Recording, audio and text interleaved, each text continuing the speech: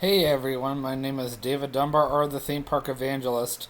So I was doing a discussion on like what's going on with my life. Unfortunately, I must have messed up when I minimized the screen, and it just pretty much threw everything off, which is unfortunate. Even though I pressed the pause button, I'm like, really? So basically wasted 11 minutes just rambling on. It's okay. Most of you wouldn't have wanted to hear it anyway. So let me just recap over everything that I was talking about really quick before I get into my next Life as a Working Disney Cast Member series. So, really quickly, I started working at my second job officially today. If you guys didn't hear, I do have a second job. I work at my church as a janitor. It's a lot of work. I was mentioning earlier, I spent about 4.5 hours there this afternoon. My roommate Andrew pretty much went over everything with me. He is going to be helping me do the job, which is good. Sorry, itchy. Anyway, so yeah, I went over the entire fellowship hall, which took about 2 hours. I vacuumed the entire hallway, including two of the Sunday school rooms. That took about an hour. And then I spent the last hour and a half going over the restrooms, all four of the restrooms, before I was all done for the day. So that was a good thing that, I'm all done and, now I can move on. I also mentioned earlier that I'm currently in my brother's bedroom, aka the basement. I'm in, of course, the rental house and my new area, I guess you could put it. I won't say exactly where I live, but let's just put it this way. I don't live in the old house that I used to live in with the old basement with the built-in ledges where my brother's Legos were at. So that's why they're kind of sitting on different things instead. But this one at least does have a bedroom door, so it is more private, especially since my roommate Andrew is currently upstairs, and he always keeps his doors open whenever he plays video games. He also doesn't wear headphones ever, so he can hear every single word I'm saying. So, yeah, I will not go upstairs and YouTube if he's here. My roommate Zane, I don't mind so much because he wears earbuds and headphones when I'm around, and he doesn't usually hear what I'm saying half the time, so that's a good thing in my advantage. Yeah, he's a lot like me when it comes to listening to music. Because I like to listen to music with my earbuds. I've unfortunately can't figure out where I put them. I think I left them in the family room. I do need to find or ask Andrew eventually what bowl he thinks I should use for my brother's cat. Because we just got him wet food last night, my brother and I. And I do want to give the cat some wet food because he hasn't had any in like over a month, and that's a long time for him, and he's been begging for it. So I definitely would like to do that for him. Anyhow, yeah, since it's such a rainy day, like literally, it's been like this all afternoon, and I show you myself, but hopefully you'll just take my word for it. Here in northern Kentucky, it is very wet today. I figured today would be a great day to do a Life as a Working Disney Cast Member series video. I did already look at my next chapter. I'm like, oh, of course, I should have known. It's regarding training at Tomorrow Land Speedway. So, because the next few chapters are on the backstage secrets on the ride and, of course, learning all the different positions, I'm only going to go over what you really need to know as far as like what my first day was like, and maybe a little bit about my second day. More so the first day is what I really want you guys to learn about. I'm only going to give you guys like general knowledge about how we, did everything. Of course, you guys are probably going to be scratching your heads asking, how we do this, how we do that. You will find all of that out in my backstage secrets video. So hang on, we will get there. I want to, do everything in chronological order here. That's just how I work, but we will get there. So, let's begin. So, if I remember correctly, sorry.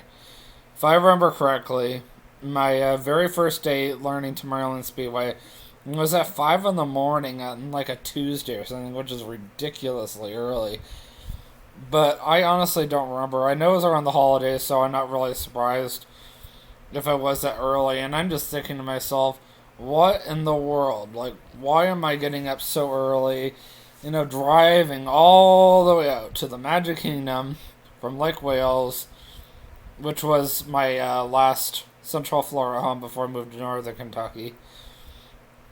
If I don't live in an area that I used to, as long as I don't live in that state anymore, I don't mind talking about where I used to live. Like, let's say, for example, I move out of Kentucky. Then I don't mind telling you guys, oh, this is the city I lived in, this is the city I lived in. But as long as I live in that state, even if I lived in that portion of the state, I won't tell you guys where I used to live because that's too personal. But I don't live in Florida anymore, so therefore I don't mind telling you guys where I used to live down there. But yes, coming all the way from Lake Wales, Florida, home of Bok Tower Gardens, all the way to the Magic Kingdom, was about an hour, even without the traffic. And I mean, yeah, it was great driving all the way out to I-4 and not having to deal with the traffic. And if I left early enough, I could stop at Wawa really quick. There was a Wawa in Davenport, Florida for the longest time. Actually opened back in 2017, so that's, which is ironically around the time when I started working for Walt Disney World, so that was kind of perfect timing on that part. So that was kind of nice, you know, being able to drive over there. The only pain was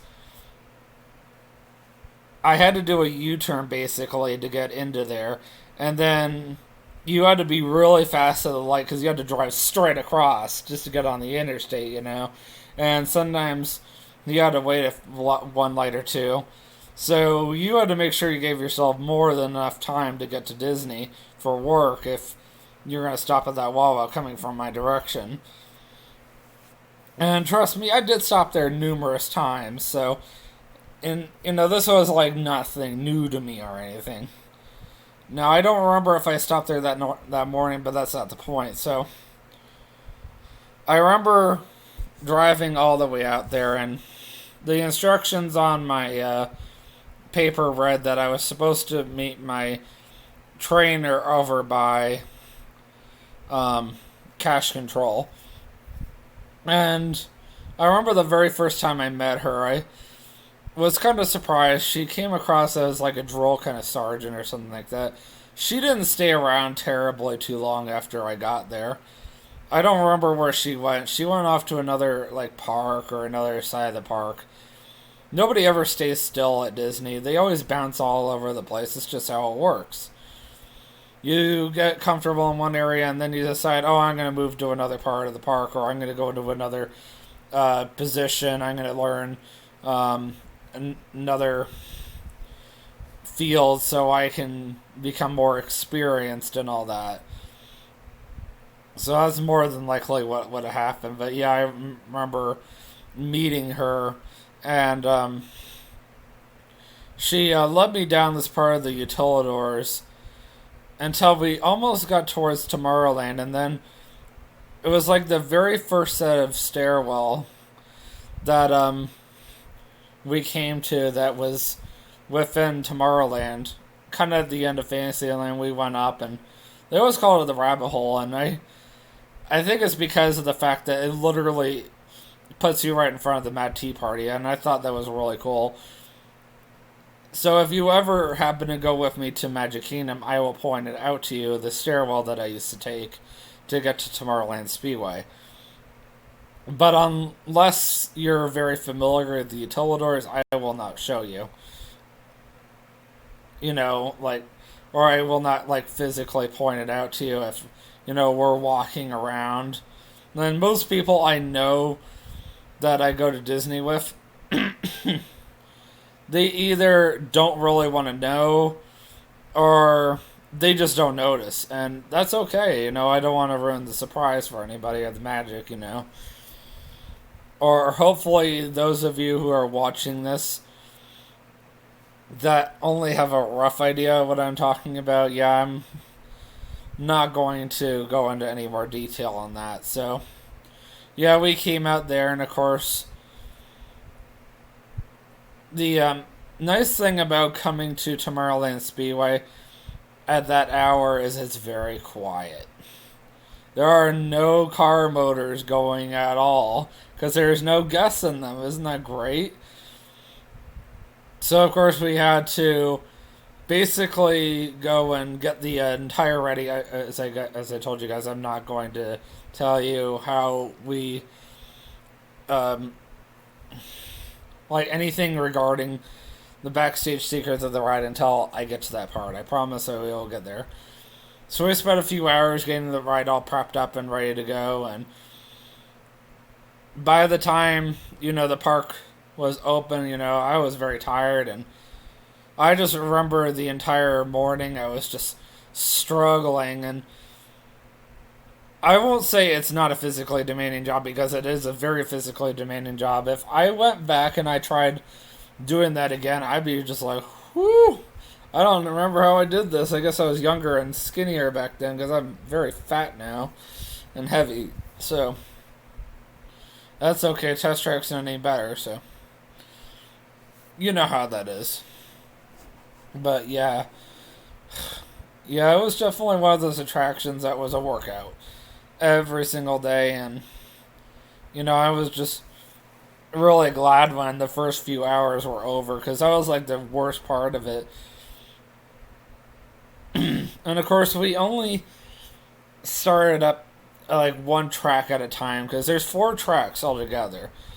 And we kind of just watched and saw how many guests were getting on the ride at a time. We were like, and I will at least share this with you guys, because this isn't not really a backstage secret or anything. It is, but it isn't. How about that? So I will tell you guys this at least for now. So when we first open up for the day, we always start at the track closest to the station, which is called track 4, which is also the disability access service track. So we will open that up, and depending on how busy the day is, we might be able to open the track adjacent to it about 8:30, maybe even as late as 9 in the morning. Usually the latest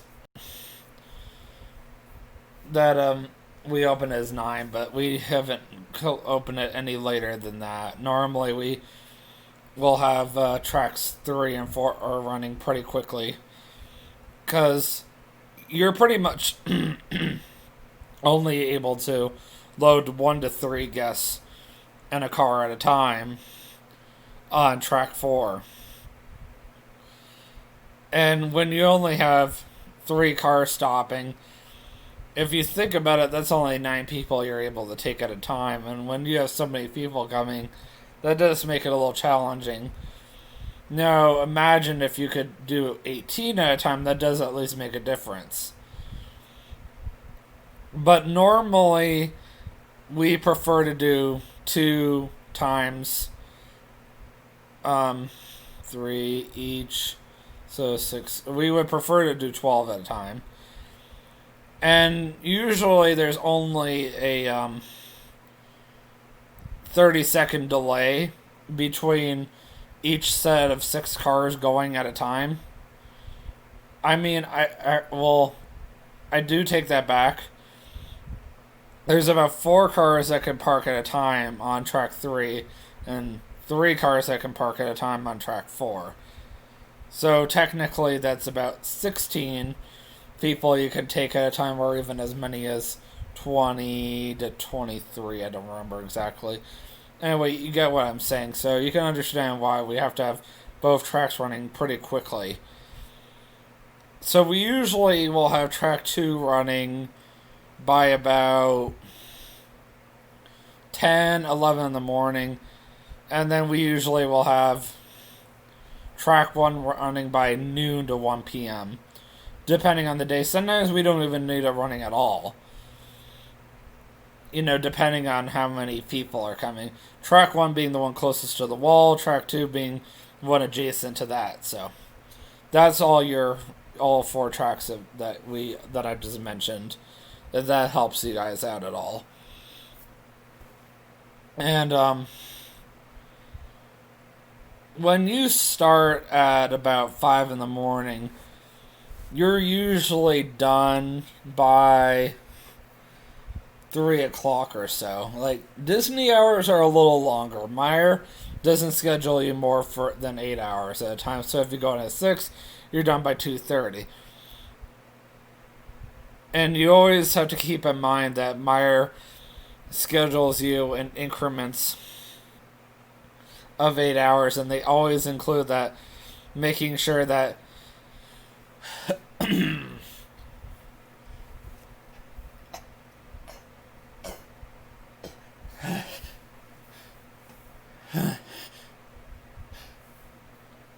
that was weird. Sorry. They always make sure that you make up that 30-minute unpaid break, so that way you can still get your 8 hours and no matter what. So that's a good thing that they do that. But otherwise, yeah, Disney, you usually start as early as 5 to 6 to 7. Most of the opening people come in at that time. You got a good amount of people that come in between 8 and 9.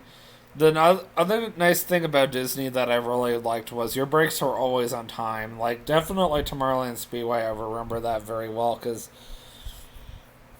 of the fact that by the time rope drop happened, you were usually already going on your break. So the other thing that stunk about learning my very first attraction, like when I was working at Tomorrow Land Speedway, I did the whole opening procedure, and as hard as that was, I hate to say it's probably one of the most eventful things I did all day long. Because I ended up going into a room just above the queue line. You guys might have seen it before. It's that big black window that you can't see through, but they can see you when you're driving around the track, which is kind of creepy. And all of the Tomorrowland Speedway trainees are in that room with their trainers. And ironically, that's actually the Tomorrowland training room, period. It used to be right next to Space Mountain, but they got rid of it. So all the trainees go in there now. And as far as I know, they still do, which would not surprise me in the slightest. And the other crazy part is there is a password. It's all, password protected. Supposedly there is a password written on the wall. I won't tell you guys where it is, but it's like in the most clever spot right on that corner. And then you can break in that way, which is really clever. But as I said, I will not tell you guys exactly how to find it. Just keep in mind it is somewhere on that wall. But yeah, I do think that's cool that they do that. And the fact that it's in such an obvious area that any guest might accidentally walk up to that. But it was such a nice area, because it was air conditioned and heated. It had restrooms in it. It had a water cooler. All of the Tomorrowland attraction operation manuals were in there. And yeah, even though it was kind of boring just sitting there for hours off end reading about how to operate the attraction, so you would be a certified trainer, or trainee, I should say, and eventually certified cast member of the attraction, is really the word I should have used.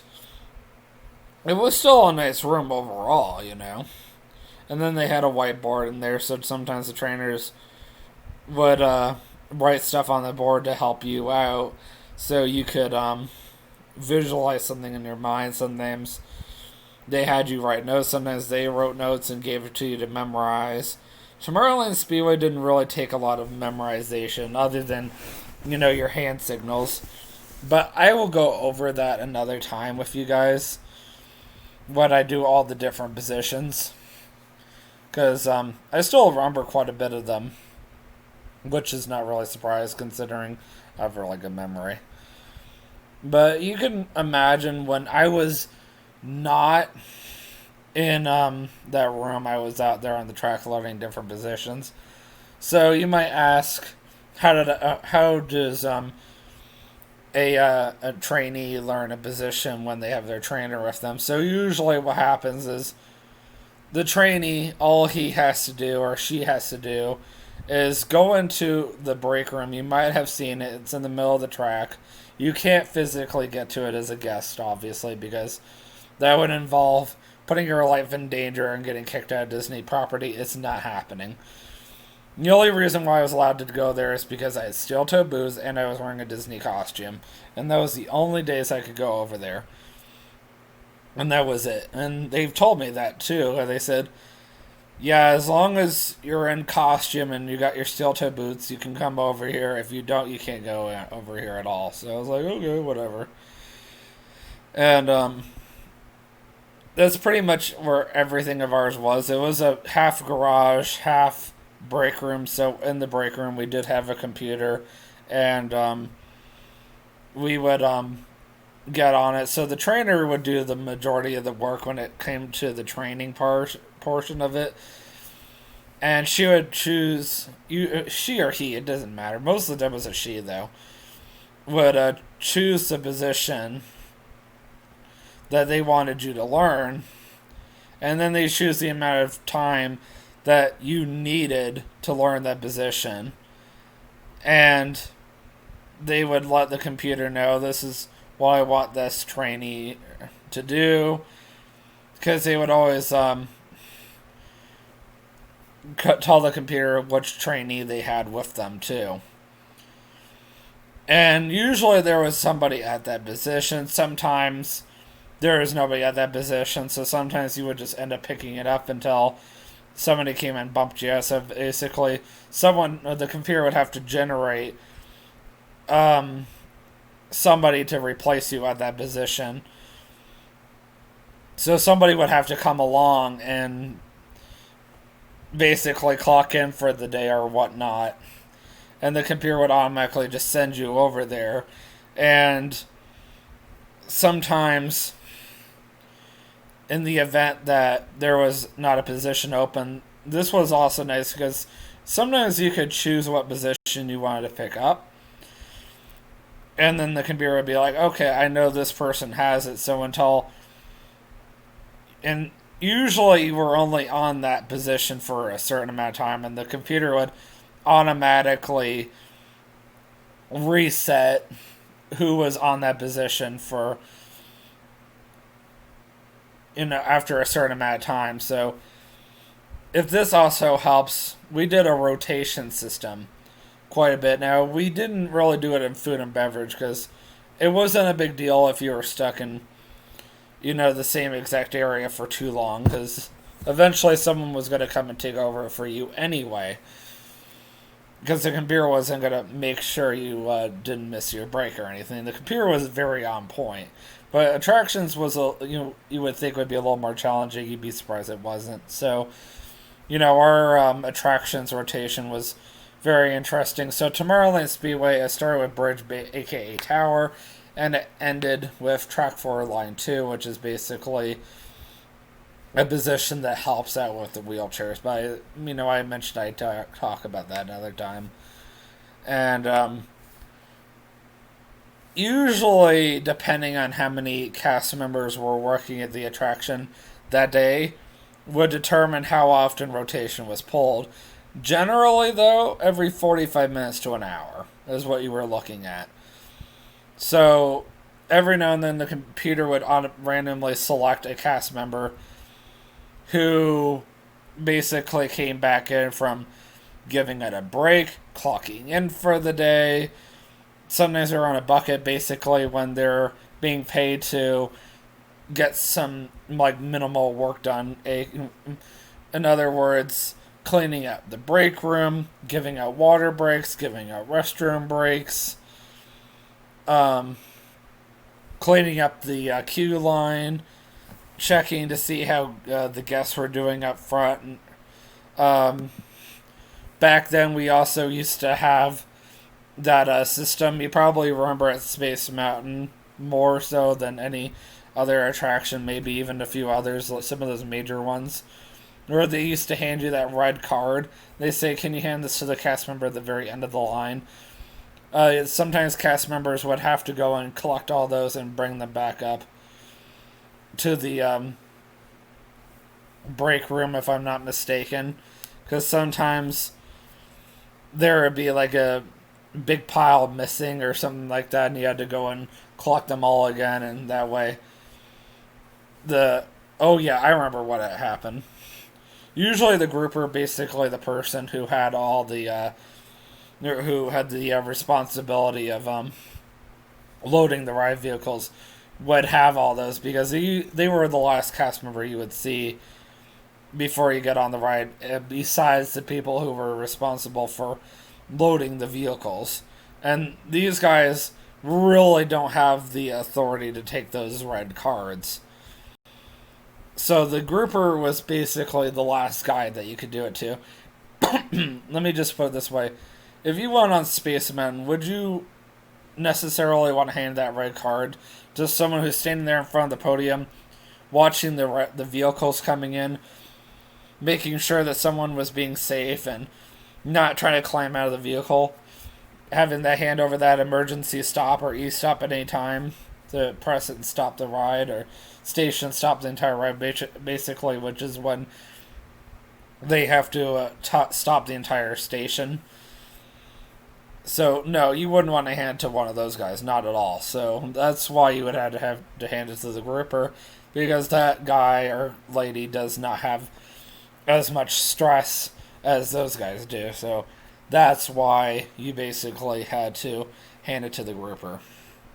And a cast member would have to come grab the red cards from the grouper and bring them all the way to the front of the attraction again, because they were starting to get low then, and they would have no way of knowing what the wait time was. And well, about a few years ago, Disney enhanced all that, so they were able to get rid of all those red cards entirely. Basically, Disney's Operation Command Center, also known as DOC, made some enhancements, and they were able to monitor how long the wait was without the Disney cast members having to worry about it. So that was kind of cool.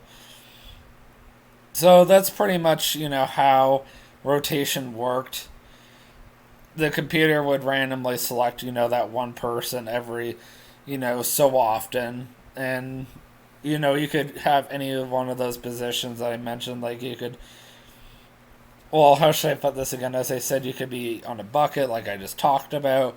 You could be coming back from break. You could be clocking in for the day. And that cast member would walk to the very first position, take over for that person, go to the next position, and so on and so forth. It kind of caused a domino effect. And one more thing I can mention is whoever was at the very bottom of the rotation would have to go back to the computer most of the time and get a new assignment. Sometimes you were that lucky guy who was at the very end of the rotation and, excuse me, you would walk all the way back to the break room just for it to tell you, guess what, you're on your break or you're on your lunch, and you would be like, yay! It was great. And sometimes I was that lucky guy who happened to get the very last position 3 times in a row on the rotation, and I was thinking to myself, how did I manage this? And then I finally, after 3 times, I would end up pulling rotation again. So I go to the very first position, and I'm thinking to myself, I hated the beginning of rotation at Tomorrow Land Speedway. It was the worst, because all the crappy positions basically were at the very front of it. So the nice thing about being a trainer at that attraction was the fact that you got to basically jump from one position to the next with your trainee, and they were more concerned about just making sure you learned as much of the attraction as you possibly could, reading that manual, brushing up on some positions you did not know that well, and especially going over that opening procedure. They also had a day where you did nothing but closing procedures. Now, I did make a mistake on my very first or second day of training. I think it was just my first, because I don't think I ever got past my first day of training before I was forced out of work for about a week or so. And that's okay, because I was working at Publix too anyway. So I made the mistake of commenting to my trainer that I have epilepsy. And I guess it concerned her because of the fact that the attraction might be too stressful for me. Honestly, Tomorrow Land Speedway isn't. I'd be more concerned if I went somewhere else. And I kind of learned my lesson the hard way. Be very careful what you tell Disney, because... Sorry, just trying to find a clock in here, and I want to get my car vacuumed at some point. Let's see here. It is now 6:43. Cool. I have to leave in 17 minutes. Maybe I won't. Well, actually, I got a little more time, so maybe I do have time. So I gotta leave at 7:15 to go get my brother from work. But yeah, be very careful what you tell anybody at Disney, because they may not always be on your side, and I kind of learned that the hard way with her, because she basically told the manager, and this was not a bad manager either. This was a really nice manager. She felt like the best thing for me to do was to go speak to one of the Disney doctors behind Epcot. And I'm like, oh, whatever. I spoke to this guy, and this happened to be the same exact doctor my dad has had to deal with quite a few times. And my dad said this was not a nice guy. So this guy basically felt like I needed to be forced out of work for about a week or two. And he basically also gave me the idea that I had to go and get permission from my neurologist that I was safe to operate this attraction.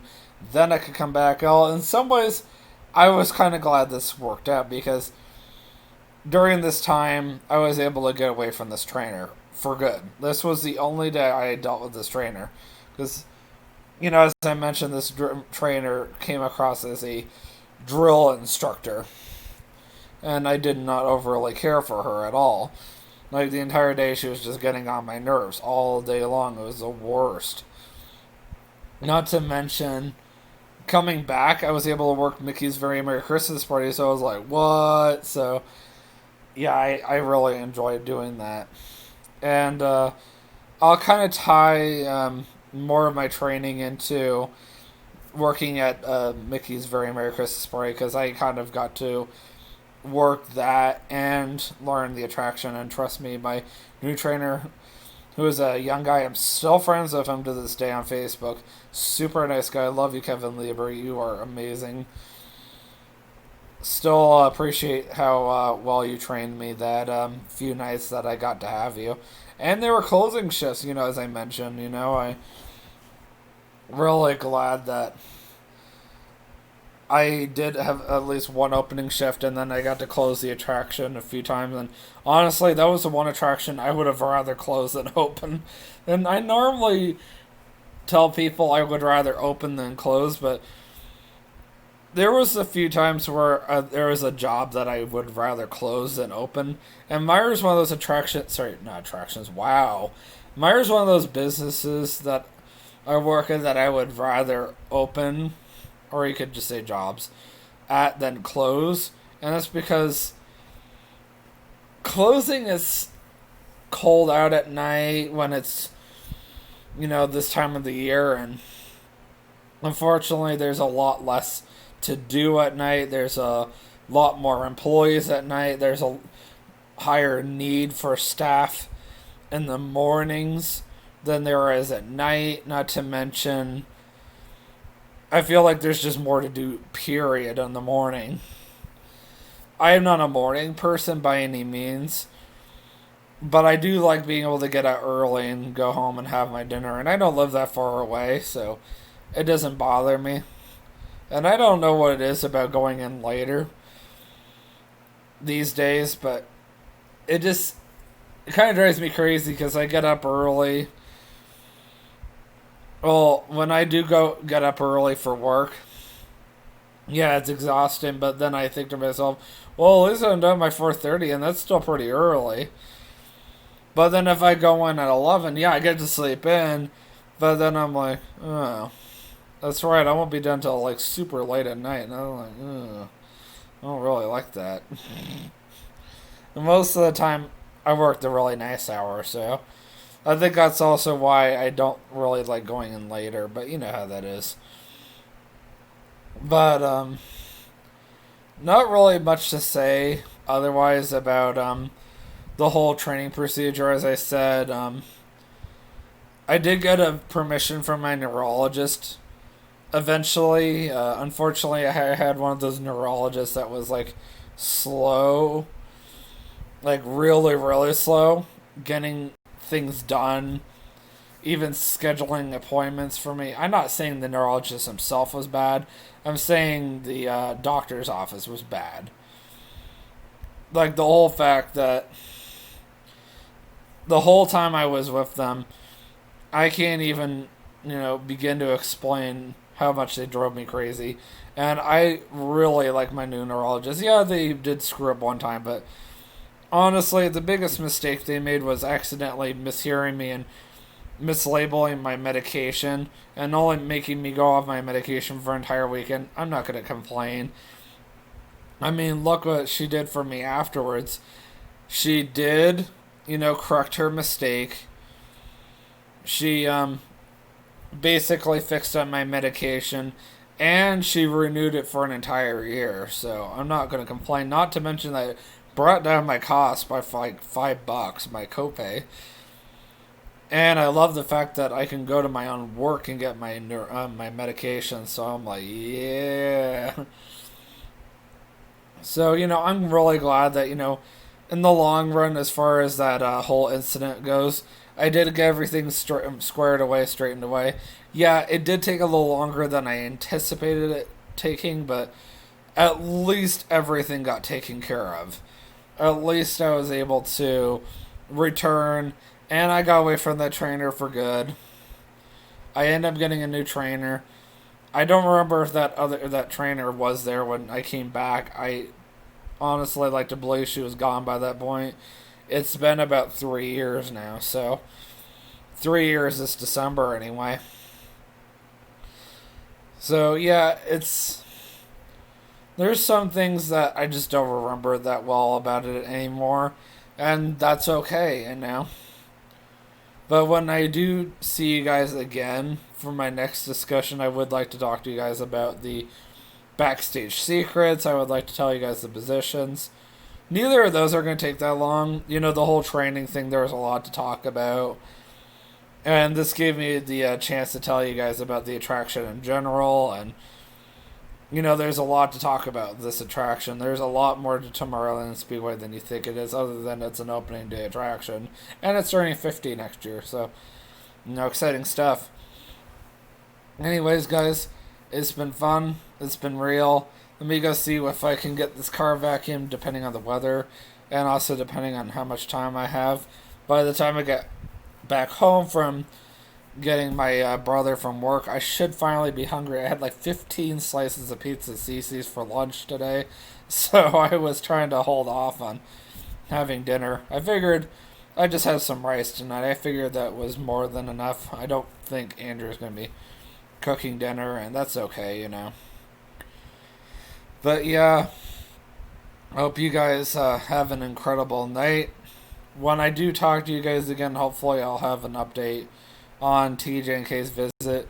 Just keep counting down the days like I am. It's It's coming. We're a little more than a month away now, which is, great considering the last day of the month is on Wednesday. September 30th is on Wednesday, so very, very excited. Alright, guys. I will see you guys in the next vlog, and always remember, you can do all things through Christ who strengthens you. Have a great night. Peace out.